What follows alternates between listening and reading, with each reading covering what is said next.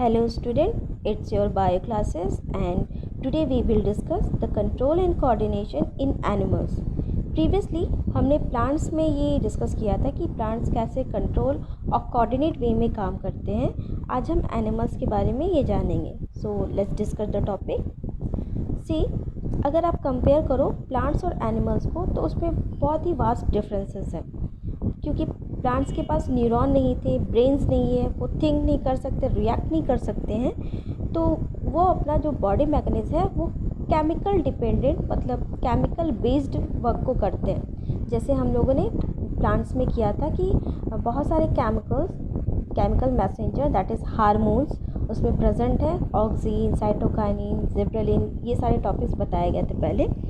तो वो उस बेस में कोऑर्डिनेट करते हैं और कंट्रोल वे में उससे बॉडी मैकेनिज्म को वर्क को करेंगे. थैलेमस फ्लेम जिसमें कोऑर्डिनेशन करेगा तो जिससे वाटर मिनरल्स के कंडक्शन और फूड के कंडक्शन में हेल्प मिलेगी.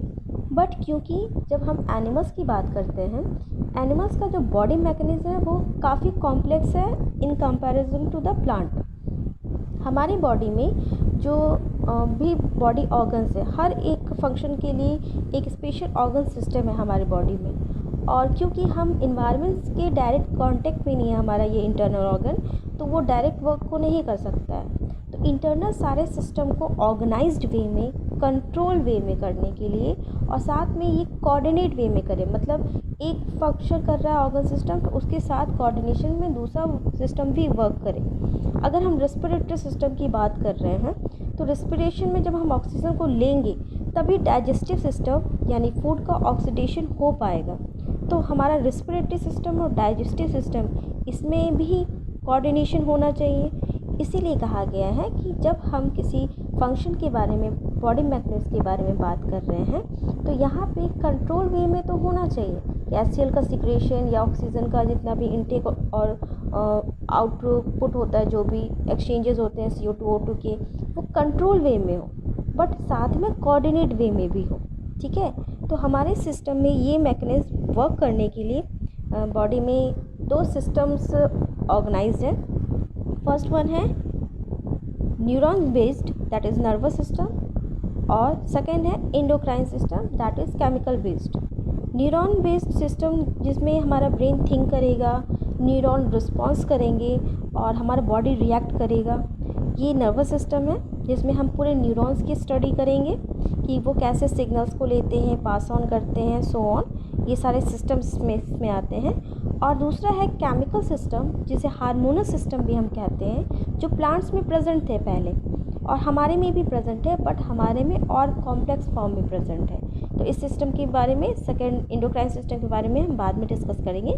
अभी हम सिर्फ नर्वस सिस्टम को ले रहे हैं और इसी सिस्टम के बारे में आगे बात कर रहे हैं. So come to the nervous system. Nervous system में डिस्कस करने से पहले यहाँ पे हार्मोन्स के डेफिनेशंस को बताया गया कि hormone is a chemical messenger assist the nervous system, मतलब नर्वस सिस्टम के कंट्रोल वे में या उसे कोऑर्डिनेट करके ये काम को करेगा. ये पूरा सिस्टम है जो पूरी एक्टिविटीज़ को कहीं ना कहीं कंट्रोल कर रहा है. है जब हम नर्वस सिस्टम की बात करें तो एक बेसिक यूनिट हमेशा माइंड में आता है, that is neuron. Neuron nervous system का सबसे बेसिक यूनिट है. Without neuron nervous system work नहीं कर सकता है. जैसे हम कहते हैं ना, cell is a structural and functional unit of life के लिए है, वैसे ही नर्वस सिस्टम का जो स्ट्रक्चरल और फंक्शनल यूनिट है वो कौन है? न्यूरॉन. न्यूरॉन बेसिक यूनिट, इसी से नर्वस सिस्टम स्टार्ट होगा एंड स्टॉप होगा. अभी ये समझना है ये कि न्यूरॉन्स होते क्या हैं, उसका बॉडी स्ट्रक्चर्स क्या है, वो फंक्शन कैसे करते हैं. तो आपने क्लास 9 में ऑलरेडी न्यूरॉन्स के बारे में बहुत कुछ पढ़ा है, मैं फिर भी रिकॉल करवा दे रही हूँ. Neuron is a structural function unit of nervous system. Okay, next one is it having 3 main part. इसमें 3 पार्ट बहुत इंपॉर्टेंट है. पहला है dendrite, then cyton and third one is axon. जब हम स्ट्रक्चर, बॉडी स्ट्रक्चर्स देखेंगे तो फर्स्ट पार्ट आता है डेंड्राइट, बीच का मिडिल पार्ट, फर्स्ट पार्ट से लेकर मिडिल पार्ट तक that is cyton and last जो पार्ट है वो एक्सॉन कहलाता है. ठीक है, थर्ड पार्ट. तो ये 3 पार्ट्स हैं मेनली इसमें. डेंड्राइट्स वो हैं जो ट्री लाइक बहुत सारे ब्रांचेस निकले रहते हैं, सिंगल वन को डेंड्रॉन कहेंगे। और ये जो डेंड्राइट्स है जो हेड पोर्शन में प्रेजेंट रहेगा न्यूरॉन के, जो सिग्नल्स को या इम्पल्स को या स्टिमुली को, जिस वर्ड को आप यूज़ करो, यानी उसे रिसीव करेगा। पहला रिसीवर होता है डेंड्राइट्स, ठीक है। और यही डेंड्राइट्स इस इम्पल्स को जब रिसीव करता है तो वो साइटोन से लेकर लास्ट में एक्सॉन तक इसे पास ऑन करता है। ये इसका फंक्शन है। ओके, अभी हम और आगे डिस्कस कर रहे हैं इसके बारे में, इन डायग्राम हम डिस्कस करेंगे इसे। सी, अभी जो कहा गया कि साइटोन उसने सिग्नल को लिया और वो एक्सॉन एंडिंग तक उस सिग्नल्स को पास करेगा। यहाँ पे जो डायग्राम दिख रहा है ये आप लोग पहले भी पढ़ चुके हो, स्टिल मैं डायग्राम से पहले समझा दूँ, उसके बाद हम लोग माइलिनेटेड नॉन माइलिनेटेड पे आएंगे। यहाँ डायग्राम में ये पिंक कलर का जो ट्री लाइक ब्रांचेस टाइप का स्ट्रक्चर दिख रहा है, ये डेंड्राइट्स है, ठीक है। और ये जो फर्स्ट पार्ट है, इतनी दूर का पार्ट, इसे हम साइटोन कहते हैं और ये पार्ट एक्सॉन कहलाता है, ठीक है। ये साइटोन है और ये एक्सॉन है। साइटोन के पार्ट्स में ही एक्चुअली डेंड्राइट्स एम्बेडेड रहते हैं, एक तरह से ये समझ सकते हो। या first head part that is cyton and second part that is axon. अगर हम पूरे पार्ट्स को डिवाइड करें तो मैंने कहा था 3 पार्ट्स डिवाइडेड है, और तुम्हें समझना ये है कि ये फर्स्ट पार्ट साइटोन है और ये सेकेंड पार्ट एक्सॉन है। इसी साइटोन में ये डेंड्राइट्स प्रेजेंट रहते हैं। ओके, जब सिग्नल्स यहाँ से कोई भी इम्पल्स आ रहा है किसी एक डायरेक्शन से, तो सबसे पहले ये डेंड्राइट्स इसे रिसीव करेगा। डेंड्राइट्स के रिसीव करने के बाद साइटोन के थ्रू वो एक्सॉन एंडिंग तक जाएगा। उसके बाद सेकेंड न्यूरॉन का डेंड्राइट इसे रिसीव करेगा। ये प्रोसेस है, ये होल प्रोसेस है कि कैसे सिग्नल्स आ रहे हैं। फर्स्टली पहले न्यूरॉन के डेंड्राइट्स ने इसे लिया, ये पहला न्यूरॉन है जिसका डायग्राम देख रहे हो। डेंड्राइट्स ने रिसीव किया और डेंड्राइट्स ने जब इसे रिसीव किया तो साइटोन से एक्सॉन एंडिंग तक उसे लेके गए, और इस एक्सॉन एंडिंग पे सेकेंड न्यूरॉन का डेंड्राइट वेट कर रहा होगा जो इस सिग्नल्स को लेगा, ठीक है। ये प्रोसेस है सिग्नलिंग पासिंग का, ये सिग्नल कैसे पास करते हैं। अब इस प्रोसेस को हम वन बाय वन कि ये कैसे होगा, कौन सा सिग्नल किस सिग्नल में कन्वर्ट हो रहा है, ये अभी हम डिस्कस करेंगे। उसके पहले मैं यहाँ माइलिनेटेड नॉन माइलिनेटेड बता दूँ। माइलिनेटेड एंड नॉन माइलिनेटेड ये वर्ड है। एक्सॉन 2 टाइप के होते हैं, एक होता है माइलिनेटेड, दूसरा होता है नॉन माइलिनेटेड। ये प्रोटीन है, माइलिन एक प्रोटीन होता है। और यहाँ पे जो येलो कलर की कवरिंग देख रहे हो, येलो कलर की जो कवरिंग है ये शो कर रहा है कि इसमें माइलिन प्रोटीन या माइलिन की शीट प्रेजेंट है। जो तुम एक्सॉन देख रहे हो, ये वाला एक्सॉन जो यहाँ से जा रहा है, अगर इसमें ये माइलिन शीट प्रेजेंट है, येलो कलर की कवरिंग ये प्रेजेंट है, दैट मीन्स ये माइलिनेटेड एक्सॉन है। अगर यही येलो इसमें प्रेजेंट नहीं होगा और सिंपल सा एक्सॉन यहाँ पे प्रेजेंट रहता तो ये नॉन माइलिनेटेड होता। दैट मीन्स कवरिंग इसमें प्रेजेंट नहीं होगी, that means non myelinated. Myelin protein present नहीं है, नॉन माइलिनेटेड शीट रहेगा वो। इसका फ़ायदा नुकसान क्या हो सकता है, ये माइंड में एक बार आएगा तो तुम इस चीज़ को थिंक कर सकते हो कि अगर ये जो एक्सॉन है हम इस पर कोटिंग नहीं करें, ये कोटिंग जो भी मैं बना रही हूँ वो नहीं रहे, तो बाहर से जो सिग्नल आ रहे हैं, जो भी सिग्नल आएगा तो यहाँ से जाने वाले सिग्नल को इंटरप्ट कर सकता है। अगर तुम कोई काम कर रहे हो और तुम्हें बाहर से कोई डिस्टर्ब करते रहे, तुम्हारा काम डिस्टर्ब रहेगा। वैसे ही जब भी यहाँ पे एक्सॉन में सिग्नल पास हो रहा है साइटोन टू एक्सॉन, साइटोन से एक्सॉन में ये जब सिग्नल पास हो रहा है तो एक्सॉन के थ्रू ही हो रहा है। और जब ये पास हो रहा है सिग्नल, बाहर से कोई दूसरा सिग्नल यहाँ आके से इंटरप्ट कर दे, तब तो जो मेन सिग्नल जो हमें इन्फॉर्मेशन देनी है कि हमारे बॉडी में क्या प्रॉब्लम है क्या नहीं, जो इन्फॉर्मेशन जा रही है वो तो प्रॉपरली नहीं जा पाएगी, इंटरप्ट हो जाएगा, डिस्टर्ब हो जाएगा।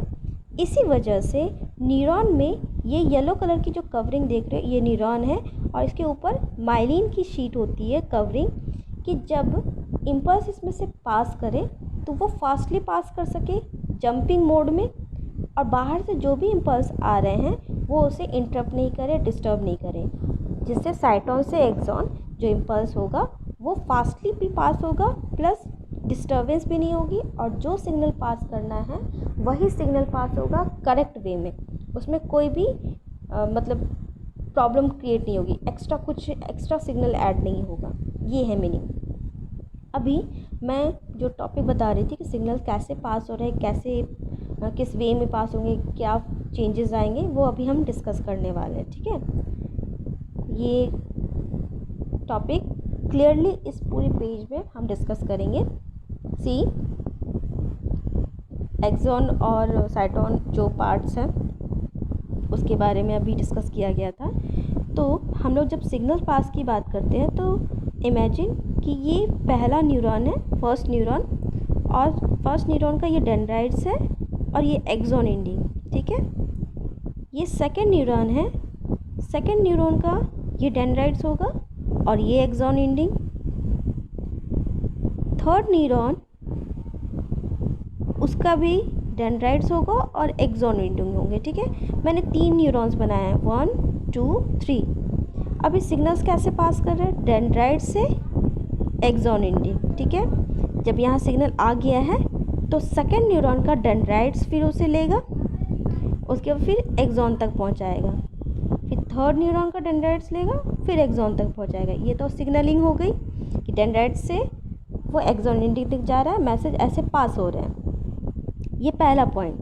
दूसरा पॉइंट, जब हम इस सिग्नल को पास करते हैं, ये जो सिग्नल पास हो रहा है फर्स्ट न्यूरॉन से सेकंड न्यूरॉन की तरफ, तो अभी तुम्हें ध्यान देना है, डेंड्राइट्स ने जब सिग्नल्स को रिसीव किया तो ये जो डेंड्राइट्स सिग्नल को रिसीव कर रहे हैं ये केमिकल फॉर्म में इस सिग्नल्स को रिसीव करेंगे, chemical form, see for chemical form. ठीक है, और ये केमिकल फॉर्म जब मिडिल में आएगा तो ये इलेक्ट्रिक इम्पल्स में चेंज होगा। जब हमने अभी माइलिनेटरी शीट की बात की ना कि एक्सॉन में माइलिनेटरी शीट होगा या नहीं होगा, तो उस पोजीशन पे ये इलेक्ट्रिक सिग्नल में चेंज होता है। क्यों होगा ये मैं बता रही हूँ, पहले सिग्नल के तरीक़ों को समझो। केमिकल से यहाँ पे ये इलेक्ट्रिक में चेंज हुआ, जब ये लास्ट में एक्सॉन एंडिंग तक जा रहा है तो ये वापस से केमिकल में चेंज हो जाता है। मैं अगेन रिपीट कर रही हूँ इस टॉपिक को। First neuron, second neuron. ठीक है, फर्स्ट न्यूरॉन का ये डेंड्राइट्स है और ये एक्सॉन एंडिंग। जब डेंड्राइट्स ने इस सिग्नल को लिया तो वो केमिकल फॉर्म में लिया, और यही केमिकल फॉर्म मिडिल में आते हुए इलेक्ट्रिक इम्पल्स में चेंज होगा, फिर ये लास्ट में फिर से केमिकल फॉर्म में चेंज होंगे। ठीक है, और यही केमिकल फॉर्म अब इस फर्स्ट न्यूरॉन से सेकेंड न्यूरॉन में जब इन करेगा तो सेकेंड न्यूरॉन के डेंड्राइट्स इस सिग्नल को केमिकल फॉर्म में ही लेंगे। तो इसका केमिकल और इसका केमिकल सेम हो गया, केमिकल फॉर्म में ही, यानी कि तुम कंफर्म हो जाओ कि डेंड्राइट्स केमिकल फॉर्म में ही सिग्नल्स को लेते हैं। ठीक है, फिर केमिकल फॉर्म से ये फिर इलेक्ट्रिक इम्पल्स में चेंज करेंगे इसे, एंड देन एक्सॉन एंडिंग तक जाते जाते ये वापस से केमिकल फॉर्म में चेंज हो जाएंगे। अभी माइंड में क्वेश्चन आएगा कि ये इलेक्ट्रिक इम्पल्स में क्यों चेंज हो रहा है, केमिकल फॉर्म में भी तो जा सकता है। बिल्कुल सही क्वेश्चंस होंगे, क्योंकि ये माइंड में नॉर्मल है, थॉर्डली है कि ये क्वेश्चन आएंगे। प्लांट्स केमिकल फॉर्म में तो सिग्नल्स को पास कर लेते हैं, ठीक है, लेकिन हमारा बॉडी जो है वो क्विक रिएक्शन देता है। हमारा बॉडी बहुत फास्ट रिएक्शन देगा, धीरे धीरे रिएक्ट नहीं करता है। अगर तुम धीरे धीरे रिएक्ट करेगा हमारा बॉडी तो उस समय तो बहुत कुछ हो चुका होगा। फॉर एग्जांपल एक्सीडेंट्स जो होते हैं, एक्सीडेंट में अगर हमारा माइंड थोड़ी देर के लिए भी अगर वर्क करेगा तो हम अपने आप को बचा सकते हैं।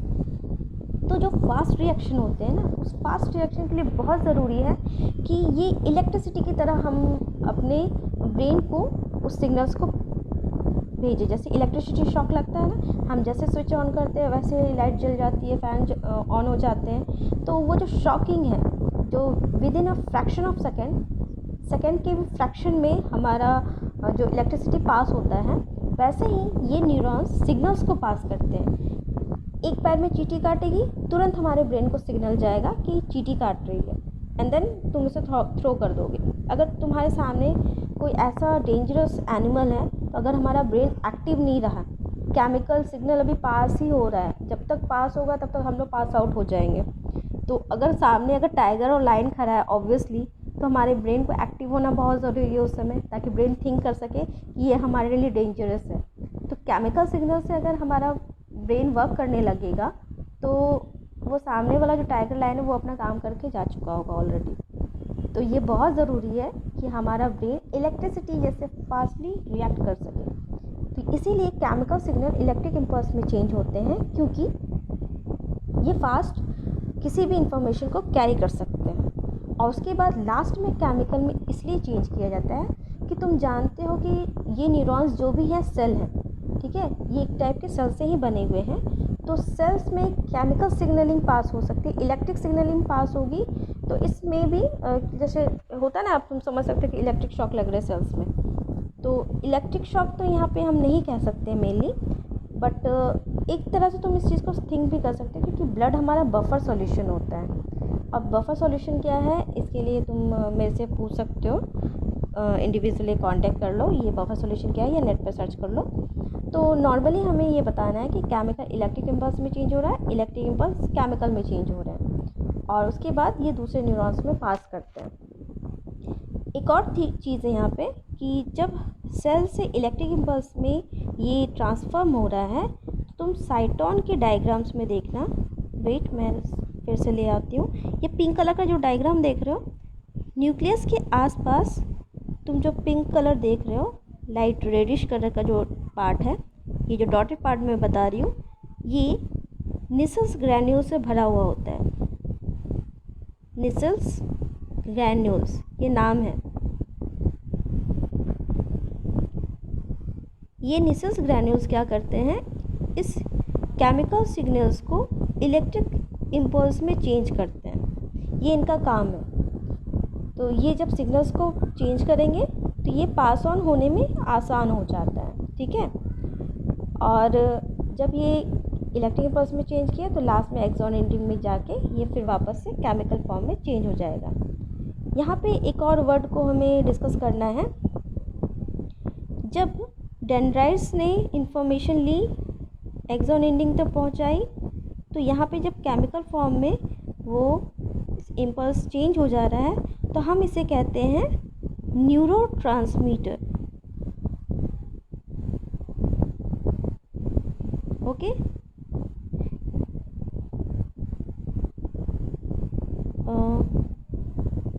That is TTER। Okay, neurotransmitter मतलब न्यूरॉन ट्रांसमिट कर रहा है एक सिग्नल जो कि केमिकल फॉर्म है। और ह्यूमन बीइंग में ये न्यूरोट्रांसमीटर का नाम है एसिटाइल कोलिन। एसिटाइल कोलिन एक टाइप का न्यूरोट्रांसमीटर है, एक टाइप का केमिकल है जो एक न्यूरॉन से दूसरे न्यूरॉन में पास ऑन होता है। माइंड में क्वेश्चन आता है कि न्यूरोट्रांसमीटर क्या है। तो न्यूरोट्रांसमीटर एक केमिकल है जो एक न्यूरॉन से दूसरे न्यूरॉन में पास ऑन होंगे और इसी वेज में वो सिग्नल्स को पास करते हैं। It is a type of chemical signalling और chemical which pass from the axon ending to the dendrites of the second neuron, ठीक है। और ह्यूमन बीइंग में जो न्यूरोट्रांसमीटर है दैट इज़ एसिटाइल कोलिन। ये ऑल ओवर टॉपिक है कि कैसे सिग्नल्स वन न्यूरॉन से दूसरे न्यूरॉन्स में पास होंगे, कैसे होंगे वो बता दिया गया, क्या सिग्नल चेंजेस होंगे वो बता दिया गया है, न्यूरोट्रांसमीटर क्या है वो बता दिए गए हैं। वन मोर थिंग स्टूडेंट पूछते हैं, जो जब तुम एक्सॉन एंडिंग, जब हम एक्सॉन एंडिंग की बात करें और एक्सॉन एंडिंग जब तुम देखोगे तो ये नॉब लाइक स्ट्रक्चर है। नॉब मतलब होता है, तुम देखना NCERT बुक्स में ये पहला डायग्राम बना हुआ होगा इस टाइप सा कुछ। आई एम जस्ट ट्राइंग, इस टाइप का कुछ डायग्राम है, ठीक है। एक्सॉन एंडिंग के लास्ट में ये एक्सॉन का एंडिंग है और इसे हम एक्सॉन बल्ब भी कहते हैं, that is called axon bulb. इस एक्सॉन बल्ब के लास्ट में ये जो उठा हुआ पोर्शन है दैट इज़ कॉल्ड क्लेफ्ट। ये स्टूडेंट पूछते हैं कि ये साइंटिफिक क्लेफ्ट क्या है और नॉब क्या है, ये टॉपिक बार बार पूछे जाते हैं। तो ये क्लेफ्ट कहलाता है, क्योंकि ये जो टफ एंड ट्रॉफ फिजिक्स में करते हो आप लोग, वो है पोर्शन है कि ग्रुप बने हुए हैं, इसे क्लेफ्ट कहते हैं। और यहीं से वो केमिकल सिग्नलिंग पास होता है न्यूरोट्रांसमीटर डॉटेड वे में, ठीक है। और यहाँ से चेंज होने के बाद वो सेकेंड वाले डेंड्राइट्स में इन करेगा। ये ऑल ओवर टॉपिक है। और यहाँ पे जो मैं ये डिस्कस कर रही हूँ टॉपिक, इसमें अभी तक का सबसे इम्पॉर्टेंट टॉपिक है, दैट इज़ साइनेप्स। जब एक न्यूरॉन का लास्ट एक्सॉन एंडिंग और दूसरे न्यूरॉन का डेंड्राइट्स एक जगह कोलाइड करता है तो हम उसे साइनेप्स कहते हैं। और द वे ये जो सिग्नलिंग पासिंग होता है एक्सॉन एंडिंग से डेंड्राइट्स के फर्स्ट पार्ट से, तो हम इस प्रोसेस को कहते हैं साइनेप्सिस। इस पार्ट को क्या कहेंगे? साइनेप्स, एंड प्रोसेस को साइनेप्सिस। अभी एक चीज़ ध्यान रखना कि जब तुम नेट पे सर्च करोगे तो साइनेप्सिस का मीनिंग ये भी बताया गया है कि क्रोमोसोम जो है, होमोलोगस क्रोमोसोम, जब एक दूसरे से इंटेंगल्ड होते हैं तो उस पार्ट्स को भी साइनेप्सिस कहा गया है। तो यहाँ पे तुम कंफ्यूज मत करना, क्योंकि मेनली साइनेप्सिस का यहाँ पे वर्किंग ये है कि हम सिग्नल्स को कैसे बताते हैं, वो पास ऑन कर रहे हैं। तो यहाँ पे जब क्रोमोसोम के नंबर्स बताए जाते हैं ना, क्रोमोसोम 46 क्रोमोसोम होते हैं, तो जो सिस्टर क्रोमेटिड्स है, ये जब होमोलोगस क्रोमोसोम जब ये एक दूसरे से ना इंटेंगल्ड हो जाते हैं, तो इस फेज को भी साइनेप्सिस कहा जाता है, ठीक है। तो ये नेट पे तुम्हें मिलेगा। फ़िलहाल जो तुम्हें जानना चाहिए और तुम्हें जो समझना है वो मैं बता रही हूँ। तो these are the whole topic. और साइनेप्सिस इज़ मोस्ट इम्पॉर्टेंट। ये 2-3 मार्क्स में क्वेश्चंस आते हैं, तो अपने आंसर्स को लिख के डायग्राम्स को ड्रॉ कर सकते हो। So these are the topic today. Next class में हम लोग इसके आगे डिस्कस करेंगे पार्ट्स ऑफ CNS, ANS, इस टाइप से। तो अभी के लिए इतना ही। Thank you.